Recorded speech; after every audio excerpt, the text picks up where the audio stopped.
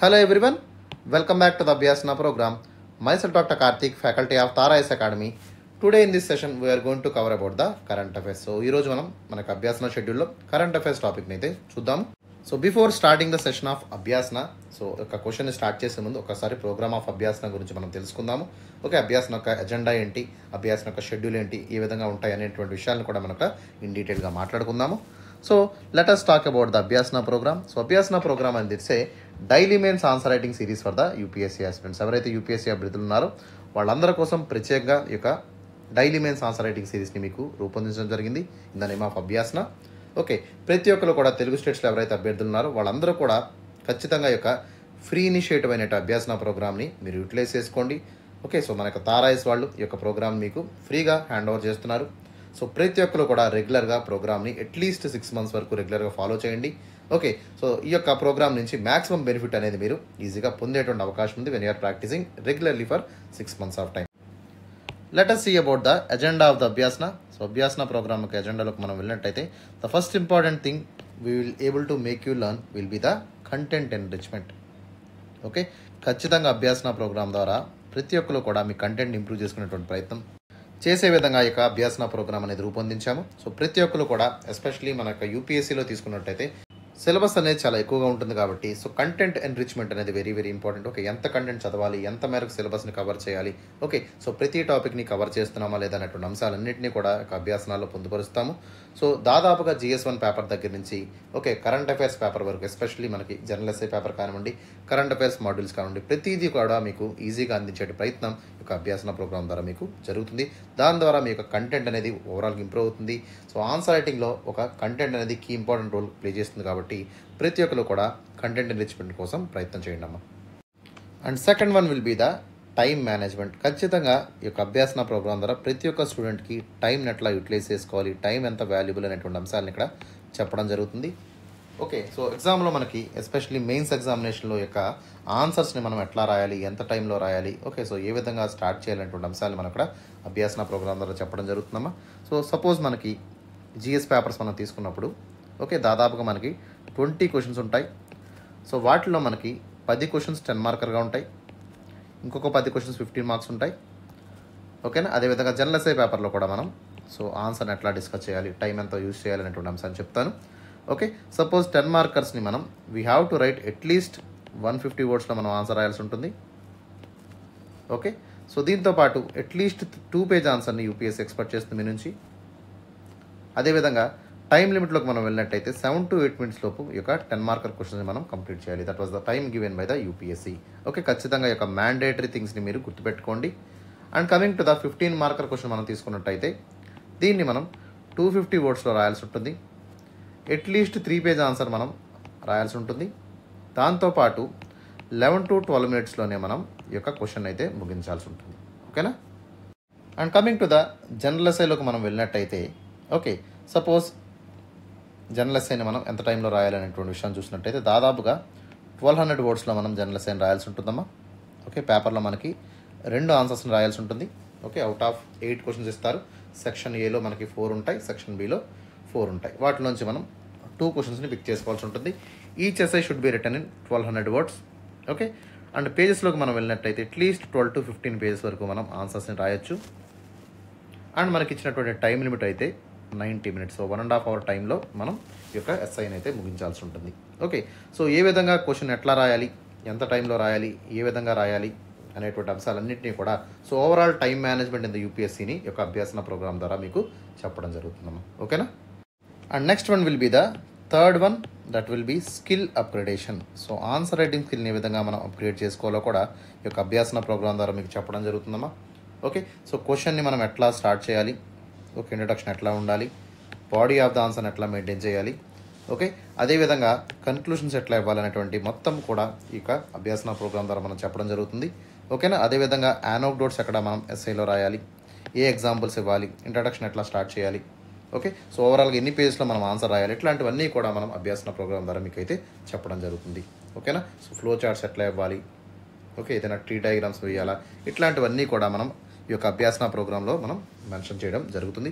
దీని ద్వారా ఏమవుతుందమ్మా మీ answer writing skill అనేది గణనీయంగా 6 మంత్స్ ఆఫ్ టైంలో మ్యాక్సిమం టు మ్యాక్సిమం ఇంప్రూవ్ అవుతుంది. ఓకే, ఈ విధంగా ఈ యొక్క 3 ఇంపార్టెంట్ అడ్వాంటేజ్ అనేవి మనకి అభ్యాసన ప్రోగ్రామ్ ద్వారా మీకు దక్కుతాయి.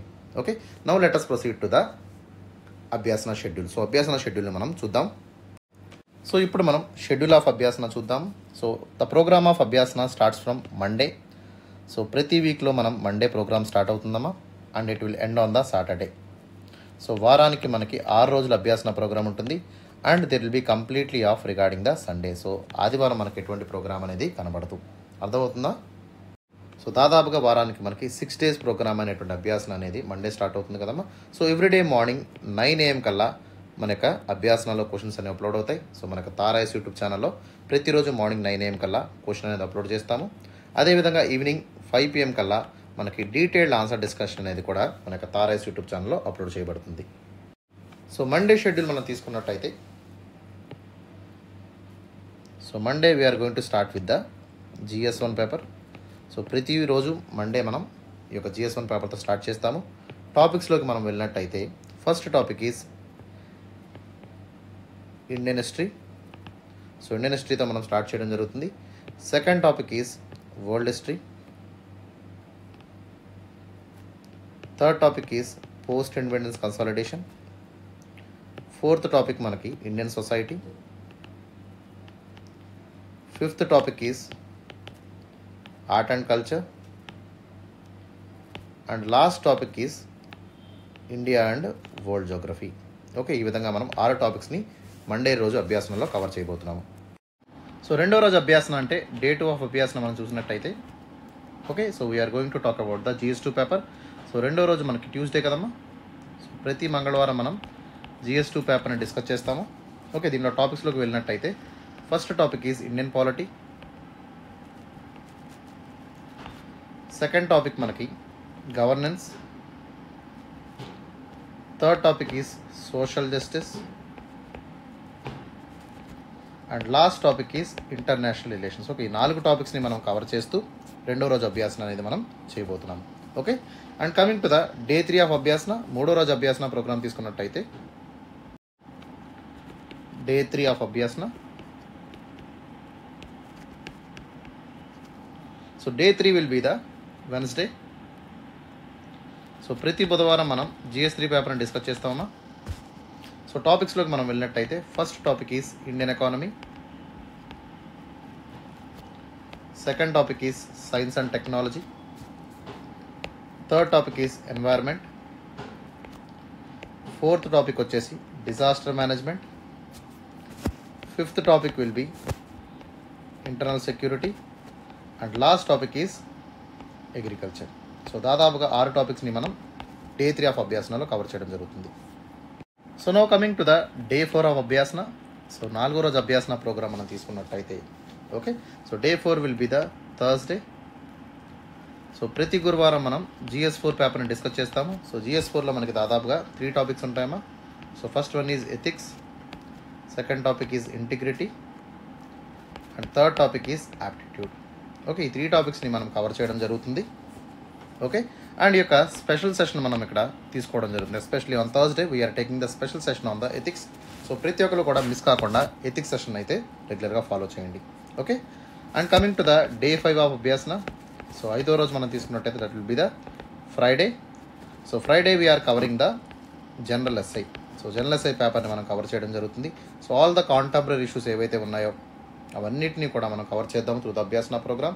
సో ఎట్లా ఎస్ఐని రాయాలి, ఎట్లా స్టార్ట్ చేయాలి, ఈ విధంగా మనం ఎండ్ చేయాలి, నెరేషన్ ఎట్లా ఉండాలి అనేటువంటి అన్ని అంశాల మీద కూడా మనం ఇన్ డీటెయిల్గా డిస్కస్ చేద్దాము. Okay, and also we're conducting a special session on the general essay. So దీనిలో కూడా మనం స్పెషల్ సెషన్ని కండక్ట్ చేస్తున్నాము. రెండిట్లో కూడా మనం దాదాపుగా 250 మార్క్స్ ఉంటాయి కాబట్టి, సో 2 పేపర్లో కూడా మీ టార్గెట్ ఎంత ఉండాలమ్మా, అట్లీస్ట్ 125 మార్క్స్ తెచ్చుకునే విధంగా మీరు ప్రయత్నం చేయండి. So that will be the day 5 of Abhyasana. And coming to the day 6. So 6వ రోజు అభ్యాసన ప్రోగ్రామ్ మనం తీసుకున్నట్టయితే that will be on the Saturday. So Saturday మనం కరెంట్ అఫైర్స్ టాపిక్ని డిస్కస్ చేస్తాము. సో సాటర్డే కూడా మనం we're conducting a special session on the current affairs. So ప్రత్యేకంగా కరెంట్ అఫైర్స్ మీద స్పెషల్ సెషన్ అయితే మనం తీసుకోబోతున్నాము. ఓకేనా? సో ప్రతి ఒక్కరు కూడా ఈ సెషన్ని మిస్ కావద్దు. Because current affairs plays a very crucial role కాబట్టి. ఓకే, మెయిన్స్లో మనకి ఎక్కువగా GS2 GS3 పేపర్ నుంచి ఎక్కువగా ప్రశ్నలు కరెంట్ అఫైర్స్ లింక్ చేస్తూ అడుగుతున్నారమ్మా. సో వాటిని మనం ఖచ్చితంగా ఆన్సర్ చేయాలంటే కరెంట్ అఫైర్స్ సెషన్ అయితే మీరు మిస్ చేయకండి. ప్రతి ఒక్కరు కూడా అట్లీస్ట్ 30 మినిట్స్ హిందూ పేపర్ని రెగ్యులర్గా ఫాలో చేయండి. దాని ద్వారా మీకు కరెంట్ అఫైర్స్లో మంచి స్ట్రాంగ్ ఫౌండేషన్ అనేది లభిస్తుంది. దాంతోపాటు ఏదైతే మనం అభ్యాసం చేస్తున్నామో ఆ వీక్లో ఉన్నటువంటి కరెంట్ అఫైర్స్ ద్వారా మనం అభ్యాసనాల్లో క్వశ్చన్స్ని కూడా మీకు ప్రొవైడ్ చేయడం జరుగుతుంది. సో మెయిన్స్ పర్స్పెక్టివ్ ఎట్లా అడుగుతారు కరెంట్ అఫైర్స్ లింక్ చేస్తూ అనేటువంటి అంశాలను కూడా ఇక్కడ జోడించి మీకైతే వివరంగా చెప్పడం అయితే జరుగుతుంది. ఓకేనా? So that is all about the schedule of Abhyasana. Now let us proceed to the question. So ఈరోజు ప్రశ్న ఏంటో మనం చూద్దాం. So let us see the question of the day. ఈరోజు ప్రశ్న ఏంటో మనం చూద్దాం. The concept of para-diplomacy or sub-state diplomacy has been suggested as a way to improve the India's relation with the neighbors, particularly Pakistan. Okay, question మనకి international relations నుంచి, అంటే international relations topic నుంచి మనకి కరెంట్ అఫైర్స్ క్వశ్చన్ వచ్చింది ఇక్కడ. So దాన్ని మనం జాగ్రత్తగా చూద్దాం. Discuss the potential of this approach, citing relevant examples and analyse the challenges that need to be address for it's effective implementation. So question కొంచెం లెంగ్దీగా ఉంది, బట్ ధైర్యంగా ఉండండి. So we need to understand the keywords. ఖచ్చితంగా ఇక్కడ ఉన్నటువంటి keywords మీరు underline చేసుకోండి. First keyword ఏంటమ్మా? పారా డిప్లొమసీ. సో పారా డిప్లొమసీ అనేటువంటి కీవర్డ్ మీరు అండర్లైన్ చేయండి. And second one is the sub state diplomacy. ఈ రెండు వర్డ్స్ని మీరు అండర్లైన్ చేసినట్టయితే, దీని మీనింగ్స్ మీకు అర్థమైనట్టయితే, సో దాదాపుగా మీరు ఇంట్రడక్షన్ ఈజీగా రాసేయచ్చు. Okay, and coming to the second part of the question మనం తీసుకున్నట్టయితే, discuss the potential of this approach, citing relevant ఎగ్జాంపుల్స్ని ఇక్కడ మెన్షన్ చేస్తూ. ఓకే, సో ఈ యొక్క approach para diplomacy, sub state diplomacy ఏదైతే ఉందో దానికి అనుగుణంగా ఎగ్జాంపుల్స్ మనం ఇవ్వాల్సి ఉంటుంది. అదేవిధంగా we have to analyse the challenges. ఖచ్చితంగా ఇక్కడ ఉన్నటువంటి ఛాలెంజెస్ అన్నింటినీ కూడా డిస్కస్ చేస్తూ, సో వాటిని ఏ విధంగా అడ్రస్ చేయాలి అనేటువంటి అంశాలను కూడా మనం ఎఫెక్టివ్ ఇంప్లిమెంటేషన్ ఎట్లా జరగాలి అనేటువంటి విషయం మీద మనం బాడీ ఆఫ్ ద ఆన్సర్లో ఎండ్ చేస్తే సరిపోతుంది. సో ఒకసారి అప్రోచ్ మనం చూద్దాం, ఏ విధంగా ఈ యొక్క ఆన్సర్ని రాయాలో. And coming to the introduction. So introduction ఎప్పుడు కూడా మీరు so always right according to the demand of the question. So ఇక్కడ మనకి పారా డిప్లొమసీ గురించి, సబ్ స్టేట్ డిప్లొమసీ గురించి మనం ఇక్కడ ఇంట్రడక్షన్ ఇవ్వాల్సి ఉంటుంది. బ్రీఫ్గా మనం 3 to 4 లైన్స్లో ఇంట్రడక్షన్ ఇస్తే సరిపోతుంది. అంటే అరౌండ్ 30 నుంచి 40 పదాల్లోపు మనం రాస్తే that will be enough for the introduction అమ్మా. అండ్ కమింగ్ టు ద బాడీలోకి వెళ్ళినట్టయితే, so we have to talk about this para diplomacy గురించి, సబ్ స్టేట్ డిప్లొమసీ గురించి రాస్తూ వాటి యొక్క ఎగ్జాంపుల్స్ని మనం మెన్షన్ చేసినట్టయితే that will be the first part of the question complete అవుతుంది. దాని తర్వాత so we have to discuss the challenges. ఖచ్చితంగా ఈ ఛాలెంజెస్ అన్నింటినీ కూడా మనం second part of the ఆన్సర్లో discuss చేయాల్సి ఉంటుంది. అదేవిధంగా మనం ఎఫెక్టివ్గా ఏ విధంగా ఈ యొక్క ఛాలెంజ్ అన్ని దాటుకుంటూ ఒక మంచి స్ట్రాటజీతో ముందుకు వెళ్తాము, ఒక బెస్ట్ ఎఫెక్టివ్ ఇంప్లిమెంటేషన్ ఏ విధంగా చేయగలుగుతాం అనేటువంటి అంశాల మీద కూడా మనం డిస్కస్ చేయాల్సి ఉంటుంది. ఓకే, అండ్ ఫైనల్గా కన్క్లూజన్లోకి వెళ్ళినట్టయితే, so we have to provide some legal reforms. ఖచ్చితంగా లీగల్ రిఫార్మ్స్ని మనం ప్రొవైడ్ చేస్తూ, okay, so through the collective and coordinate efforts ద్వారానే, ఓకే, అదేవిధంగా రీసోర్స్ అలొకేషన్ ఏదైతే ఉంటుందో వాటిని ఇంప్రూవ్ చేస్తూ మనం సబ్ స్టేట్ డిప్లొమసీని నడపాల్సి ఉంటుంది. ఎస్పెషలీ పాకిస్తాన్ కేసులో ఇట్లాంటివన్నీ కూడా మనం జాగ్రత్తగా చూసుకున్నట్టయితే సో రెండు దేశాల మధ్య సత్సంబంధాలు అనేవి కొంతమేరకు ఉండేటువంటి అవకాశం అనేది 100% ఉంటుంది. ఓకేనా? సో కన్క్లూజన్ కూడా మీరు అరౌండ్ 3 to 4 లైన్స్లో మాత్రమే రాయండి, not more than 30 to 40 words. Okay, so ఇంకా ఎవరైతే మన ఛానల్ సబ్స్క్రైబ్ చేసుకోలేదో వెంటనే మన యొక్క తారాయస్ ఛానల్కి సబ్స్క్రైబ్ చేసుకోండమ్మా. So please follows on the YouTube. అదేవిధంగా మన టెలిగ్రామ్ ఛానల్లో కూడా మీరు వెంటనే జాయిన్ అయినట్టయితే సో ప్రతి ఒక్క క్లాస్ అనేది, అదేవిధంగా పీడిఎఫ్స్ అనేవి కూడా మీరు ఈజీగా డౌన్లోడ్ చేసుకోవచ్చు. That will be available to you for the future exams. ఓకేనా? అదేవిధంగా ఏదైనా ఇంపార్టెంట్ నోటిఫికేషన్స్ కానివ్వండి, అనౌన్స్మెంట్స్ కానివ్వండి, లేదా ఏదైనా కొత్త ప్రోగ్రామ్ షెడ్యూల్ కానివ్వండి, ఇవన్నీ కూడా మనం ఇన్స్టాగ్రామ్ పేజ్లో అప్లోడ్ చేయడం జరుగుతుంది. సో వాటిని కూడా మీరు లైక్ చేయండి, షేర్ చేయండి. Okay, so finally I want to say please follows on the YouTube, Telegram as well as the Instagram pages. Okay, so let us start about the introduction. So ఇక్కడ మనకి 2 important concepts మనం అర్థం చేసుకోవాలమ్మా. So first concept is the para diplomacy. So para diplomacy అంటే ఏంటో చూద్దాం. So para diplomacy అంటే ఏంటంటే, so simply it is a non central government involving in the international relations. అంటే ఏంటమ్మా, సో కేంద్ర ప్రభుత్వం ఇన్వాల్వ్మెంట్ లేకుండా ఇక్కడ ఇంటర్నేషనల్ రిలేషన్స్ యొక్క డిప్లొమసీని నడపడాన్ని మనం అంటాం పారా డిప్లొమసీ అంటాం. ఎగ్జాంపుల్ మనకి డీసెంట్రలైజ్డ్ కోఆపరేషన్ కానివ్వండి, లేదా ఇంటర్నేషనల్ సమ్మిట్స్ కండక్ట్ చేయడం కానివ్వండి, ఓకే, లేదా టౌన్ ట్విన్నింగ్ కానివ్వండి, లేదా some kind of infrastructure activity కానివ్వండి, ఇవన్నీ కూడా so especially central government involvement లేకుండా సో లోకల్ లెవెల్లో లేదా స్టేట్ లెవెల్లో మనకి ఇక్కడ డిప్లొమసీ నచ్చింది అనుకోండి, దాన్ని మనం ఏమంటామా, సో పారా డిప్లొమసీ కింద చెప్తాము. ఓకే, సో దీని ద్వారా ఏం చెప్తున్నాం, so we're running a sub state diplomacy which involves the sub national government, especially national government కాకుండా సబ్ నేషనల్ గవర్నమెంట్స్ ఏవైతే ఉంటాయో so they will be engaging in the international relations, especially diplomacy కానివ్వండి, లేదా summits conduct చేయడం కానివ్వండి, లేదా international cooperation కానివ్వండి, road networking కానివ్వండి, ఇట్లాంటివన్నీ కూడా మనం so they will be done by the sub state diplomacy. Okay, so ఇదేమవుతుంది, ఈ యొక్క సబ్ స్టేట్ డిప్లొమసీ ద్వారా ఓకే సో వేరే విధంగా ఉన్నటువంటి ఇంటర్నేషనల్ రిలేషన్స్ కానివ్వండి, సో రెండు దేశాల మధ్య ఉన్నటువంటి బైలాటరల్ ఇష్యూస్ కానివ్వండి, లేదా మల్టీలాటరల్ సమిట్స్ ఏదైనా జరిగినప్పుడు ఖచ్చితంగా ఏమవుతుందమ్మా, సో రెండు దేశాల మధ్య మంచిగా సత్సంబంధాలు నెలకొంటాయి.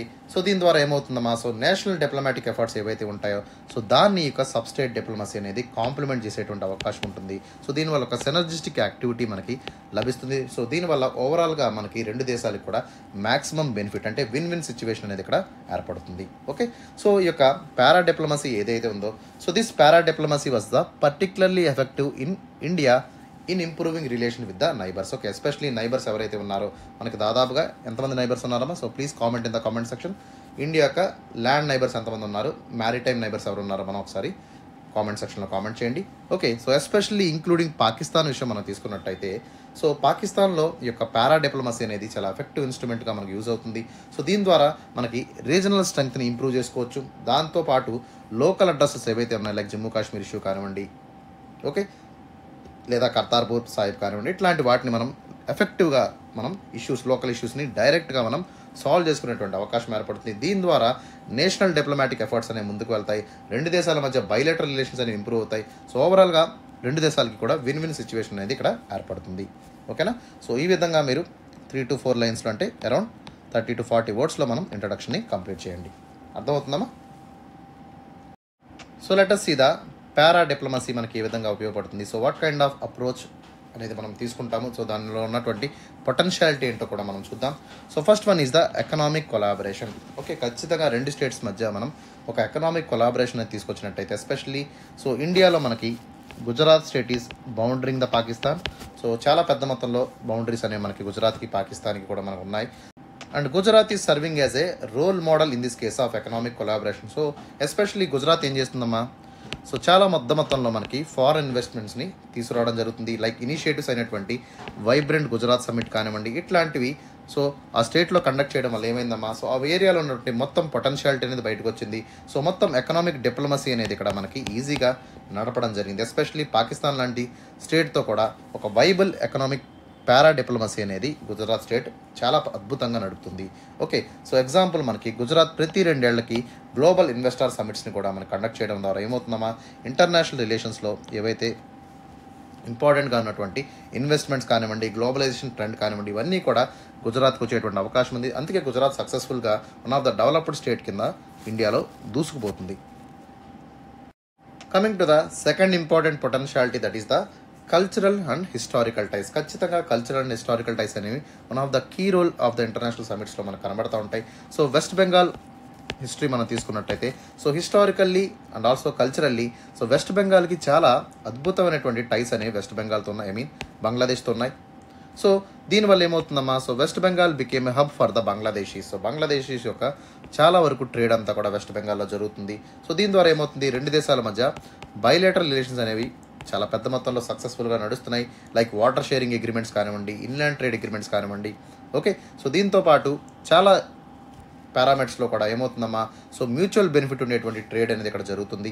అర్థమైందా? సో దీనివల్ల ఏమవుతుంది, ఓవరాల్గా మనకి అంటే నేషనల్ డిప్లొమసీ కూడా ఇది బెనిఫిట్ అయ్యేటువంటి అవకాశం ఇక్కడ మనకి ఏర్పడుతుంది. Example, Ganga river is flowing in India as well as Bangladesh. Okay, so cooperation in Ganga river was the major important thing that was happened in the collaboration between Bangladesh and the West Bengal. So అదేవిధంగా ఇక ఇంకొక agreement కూడా ఉందమ్మా, that is the Teesta agreement. So Teesta agreement కూడా రెండు దేశాలకు కూడా మనకి especially one of the crucial important international పారామీటర్గా మనం చెప్తాము. సో దీన్ని కూడా మనం సాల్వ్ చేసుకున్నట్టయితే రెండు దేశాల మధ్య ఎస్పెషల్లీ ఈ యొక్క వెస్ట్ బెంగాల్కి అదేవిధంగా మన యొక్క బంగ్లాదేశ్కి కూడా అద్భుతమైనటువంటి హిస్టారికల్ టైస్ వల్ల బైలేటరల్ రిలేషన్స్ అనేవి మ్యాక్సిమం టు మ్యాక్సిమం మనకి ఇక్కడ ఎన్హాన్స్ అయ్యేటువంటి అవకాశం 100% ఉంటుంది. So next will be the people to people connections. ఖచ్చితంగా పీపుల్ టు పీపుల్ కనెక్షన్స్ అనేవి very very important. Okay, so ఈ విషయంలో మనకి కేరళ అనేది ఒక వన్ ఆఫ్ ద రోల్ మోడల్గా నిలుస్తుంది. సో కేరళలో ఉన్నటువంటి ఎక్స్టెన్సివ్ డయాస్పోరా ఏదైతే ఉందో that is in the Gulf countries మనం తీసుకున్నట్టయితే, సో దీని ద్వారా ఏమవుతుందమ్మా, సబ్స్టేట్ కన్సులర్ ఆఫీసెస్ అనేవి ఇక్కడ ఓపెన్ చేయడం జరిగింది. దీంతోపాటు సో ఎవరైతే డయాస్పోరాలో ఉన్నటువంటి పీపుల్ ఉన్నారో, ఎక్స్పాట్రియేట్స్ అంటాం వాళ్ళని, సో వాళ్ళని సపోర్ట్ చేయడానికి కూడా ఈ యొక్క ఆఫీస్ అనేవి ఉపయోగపడుతున్నాయి. దీని ద్వారా ఏమైందమ్మా, so people to people connections అనేవి వెరీ వెరీ స్ట్రాంగ్గా రోబస్ట్గా మనకి ఇక్కడ కనబడుతూ ఉంటాయి. ఓకే, సో చాలా పెద్ద మొత్తంలో మనకి కేరళ నుంచి గల్ఫ్ వెళ్తూ ఉంటారు, మీకు ఆ విషయం కూడా తెలుసు. ఓకేనా, so this Kerala economic Reliance అనేది చాలా పెద్ద మొత్తంలో మనకంటే, సో ఇక్కడ గల్ఫ్ దేశాల నుంచి ఎవరైతే ఉన్నారో వాళ్ళందరూ కూడా చాలా పెద్ద మొత్తంలో మనకి రెమిటెన్సెస్ అనేది పంపిస్తూ ఉంటారు. సో దీనివల్ల ఏమవుతుందమ్మా, ఇండియాకి చాలా అమౌంట్ ఆఫ్ మనీ అనేది ఈ యొక్క ఎక్స్పాట్రియేట్స్ నుంచి రావడం జరుగుతుంది. And that will B majority of the share holder ఎవరున్నారు ఇక్కడ మనకి కేరళ మనకు కనబడుతుంది. సో అట్లాంటి పీపుల్ టు పీపుల్ కనెక్షన్స్ అనేవి మనం ఈ యొక్క సబ్ నేషనల్ డిప్లొమసీ ద్వారా మనం తీసుకురావచ్చు. Okay, so next important point will be the conflict resolution. Okay, ఖచ్చితంగా తమిళనాడు ఒక ఇంపార్టెంట్ స్టేట్ అనేది మనకి ఇక్కడ కనబడుతుంది. సో శ్రీలంకకి తమిళనాడుకి మధ్య ఏమవుతుందమ్మా, so there is island called Kachchatheevu island. మనం రీసెంట్గా కూడా మనం అభ్యాసన ప్రోగ్రామ్ ద్వారా డిస్కస్ చేశాము. సో ఇక్కడ తరచుగా ఎవరైతే తమిళనాడు ఫిషర్మెన్ ఉన్నారో, the tussle between the Tamil Nadu fishermen and the Sri Lankan navy ఏదైతే ఉందో రిగార్డింగ్ ద కచ్చతీవు ఐలాండ్ గురించి మనం ఇక్కడ చెప్పుకోవాల్సి ఉంటుంది. ఓకే, సో వీటి కోసం ఏం చేస్తుందమ్మా, Tamil Nadu government is always fighting అంటే ఎవరితో ఫైట్ చేస్తుంది, it is fighting with the Sri Lankan government to bring the fishing rights. Okay, ఎవరైతే ఇక్కడ తమిళనాడు పీపుల్ ఉంటారో సో వాళ్ళకి ఈ యొక్క ఫిషింగ్ రైట్స్ ఇవ్వాలని చెప్పి తమిళనాడు గవర్నమెంట్ ఎప్పటి నుంచో కోరుకుంటూ ఉంది. అదేవిధంగా శ్రీలంక కూడా ఏం చేస్తుంది, Sri Lanka is always denying this. ఖచ్చితంగా ఈ రెండు దేశాలు కూడా అంటే శ్రీలంకన్ గవర్నమెంట్ కానివ్వండి, తమిళనాడు కూడా ఇక్కడ కూర్చున్నట్టయితే ఆటోమేటిక్గా ఏమవుతుందమ్మా, so they can mediate the కాన్ఫ్లిక్ట్ని మీరు ఈజీగా మీడియేట్ చేసుకోవచ్చు. దీనివల్ల ఏమవుతుంది, సో రెండు దేశాల్లో ఉన్నటువంటి ఈ యొక్క కమ్యూనిటీస్ ఎవరైతే ఉంటారో సో దే హ్యావ్ క్లోజర్ టైస్ కదమ్మా. ఖచ్చితంగా మనం తమిళ్ పీపుల్ ఎవరైతే ఉన్నారో సో తమిళనాడులో తమిళ్ పీపుల్ ఉంటారు, అదేవిధంగా శ్రీలంక నార్దర్న్ ఏరియాలో కూడా మనకి తమిళ్ పీపుల్ ఉంటారు. So they have very very good ties అనమాట. ఓకే, సో హిస్టారికల్గా మనకున్నటువంటి తమిళనాడు ఫిషింగ్ రైట్ ఇష్యూస్ని ఖచ్చితంగా మనం సాల్వ్ చేసుకోగలిగితే, ఓకే, సో ఈ విధంగా మనం బైలేటరల్ ఇష్యూస్ని కూడా మనం శ్రీలంకతో చాలా పెద్ద మొత్తంలో మెరుగుపరుచుకునేటువంటి అవకాశం మనకి ఏర్పడుతుంది. ఓకేనా, so last one will be the educational and cultural exchanges. ఖచ్చితంగా సో ప్రతి ఇంపార్టెంట్ ఇంటర్నేషనల్ ఆస్పెక్ట్ ఏదైతే ఉంటుందో దాంట్లో ఎడ్యుకేషన్ అనేది one of the important subject కింద మనం చూస్తాము. అదేవిధంగా cultural exchange also plays a very very vital role in the diplomacy between the two states. So ఆ విషయంలో మనకి పంజాబ్ ఇక one of the important state కింద మనం చెప్తాము. So before the partition, especially మనకు పార్టీషన్ ముందు నుంచి కూడా పంజాబ్ పీపుల్ ఎవరైతే ఉన్నారో so the Punjab was partition into on India side, అదేవిధంగా పాకిస్తాన్ సైడ్ కూడా పంజాబ్ అనేది ఇక్కడ విడగొట్టబడింది. సో ఈవెన్ దో మనకి బార్డర్స్ అనేది సపరేట్ అయినప్పటికీ సో రెండు దేశాల మధ్య రెండు దేశాలంటే సో పంజాబ్కి పాకిస్తాన్కి మధ్య ఉన్నటువంటి ఎడ్యుకేషన్ రిలేషన్స్ కానివ్వండి, కల్చరల్ ఎక్స్చేంజెస్ కానివ్వండి ఎక్కడా కూడా చెక్కు చెదరలేదు. Okay, so they are fostering the mutual understanding and goodwill అనేది ఇప్పటికీ కూడా నడుస్తుంది. ఓకే, సో అదేవిధంగా రెండు దేశాల్లో ఉన్నటువంటి సేమ్ లాంగ్వేజ్ అయినటువంటి పంజాబీ కానివ్వండి, ఓకే, అదేవిధంగా కల్చరల్ హెరిటేజ్ ఏవైతే వాళ్ళక రిలీజియస్ టైస్ కానివ్వండి, కర్తార్పూర్ సాహిబ్ కానివ్వండి, ఇట్లాంటివన్నీ కూడా సో తరచుగా రెండు దేశాల మధ్య మంచి సత్సంబంధాలను మెయింటైన్ చేయడానికి ఇక్కడ ఉపయోగపడుతున్నాయి. సో ఇక్కడ క్లాసికల్ ఎగ్జాంపుల్ చెప్పేది ఏంటంటే క్రాస్ బోర్డర్ ఎడ్యుకేషన్ ప్రోగ్రామ్స్ అనేవి కూడా సో రెండు పంజాబ్స్లో కూడా మనం ఇక్కడ పంజాబీలు ఎప్పటికప్పుడు సో దాంట్లో జాయిన్ అవ్వడం కానివ్వండి, దాంట్లో ఉత్తీర్ణులు అవ్వడం కానివ్వండి, సో రెండు దేశాల మధ్య ట్రాన్స్నేషనల్ మూవ్మెంట్ కానివ్వండి కూడా మనకి ఇక్కడ చాలా పెద్ద మొత్తంలో జరుగుతూ ఉంటుంది. Okay,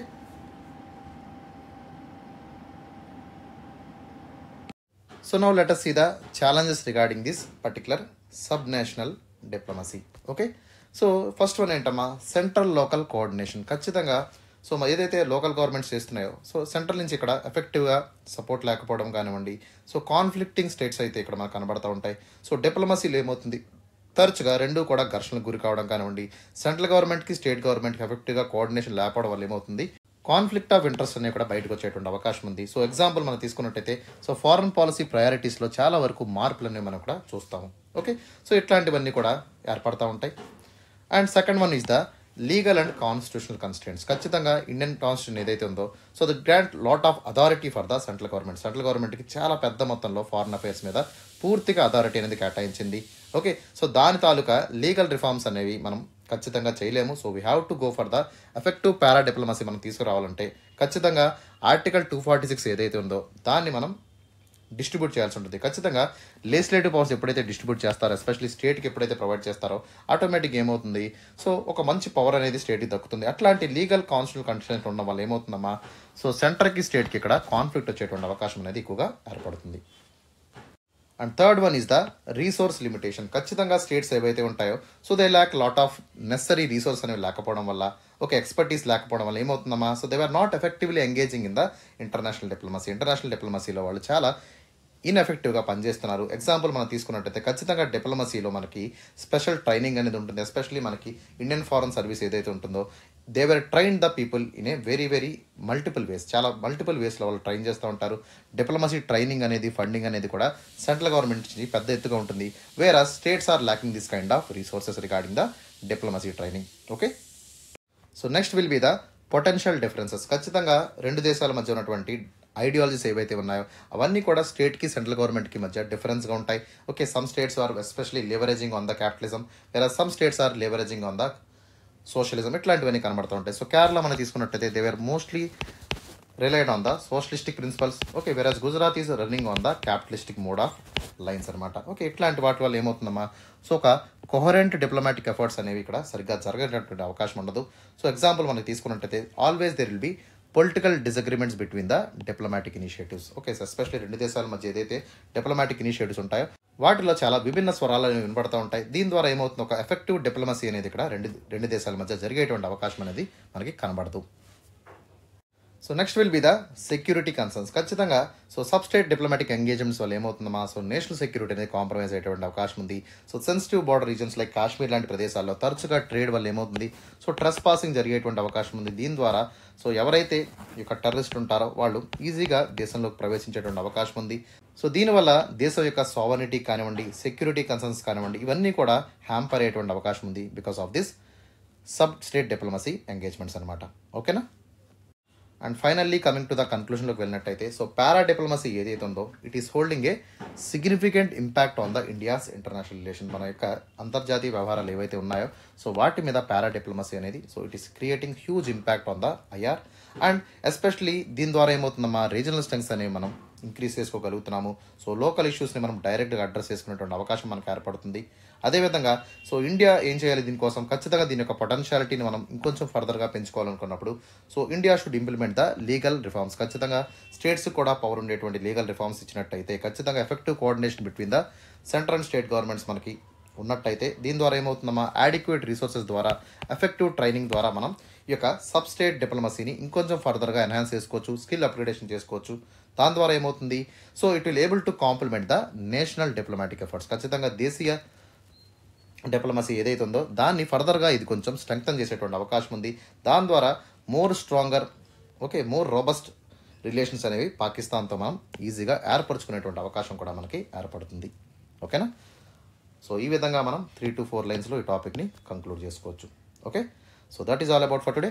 have a great day. మీకు ఏదైనా డౌట్ ఉన్నట్టయితే కామెంట్ సెక్షన్లో కామెంట్ చేయండి. Okay, and please give a like and subscribe to channel. Okay, so that's all. Have a great day. See you in the tomorrow session.